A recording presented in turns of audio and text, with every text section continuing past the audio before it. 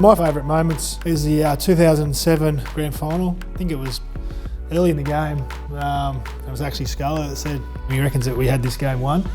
And I just told him just to settle down a little bit, make sure we get back on the task, but obviously he had great confidence in how we were playing. So Scarlett might have gone the early crow after Otto got pedigree on that far wing. I reckon that was about it. Might have been earlier than that.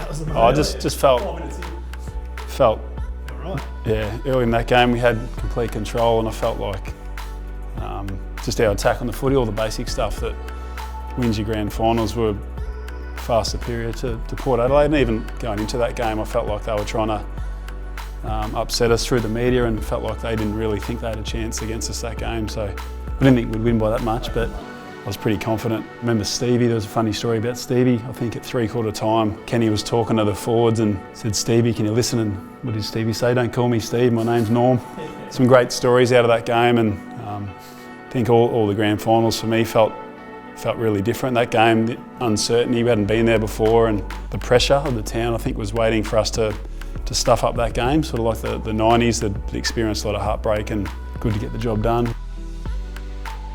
I think the last quarter against St Kilda in 2009 is my favourite quarter of football. Just the brutality of the contest, and I think what happened in the previous year, 2008, getting redemption, I suppose, that year. It was the hardest game that I sort of played in. Obviously mentally, every sort of decision and every moment counted, and you know that I guess the relief and enjoyment that you got when that siren went and Mackie dribbled that goal through to put us 12 points up. So, but I remember at half time, Darren Milburn gave away I think thought Cozzy, he touched Cozzy's. He just about broke his finger touching the ball, but he reckons he didn't touch it. Yeah, so they got another goal, he was carrying on. And Bomber at half time, because the game was so tense and you knew it was going to come down to everything, Bomber at half time told him that if we lose this game, it was because of him. But just after that, the steely resolve that Dash had, and obviously he was a great teammate for us, but knowing what was going to be on the line for Dash if we didn't win that, it was just such a hard-fought game. After the disappointment in 2008, and Bomber never really talked about it too much during the year, but when we got to that day against St Kilda, he mentioned it a few times that we shouldn't walk off this ground, you know, not being winners again. So I guess he drew on that a bit, and it was all in our back of our minds, but obviously the ability to use it at the right time to try and spur us on, and we got the chocolate, so it was nice.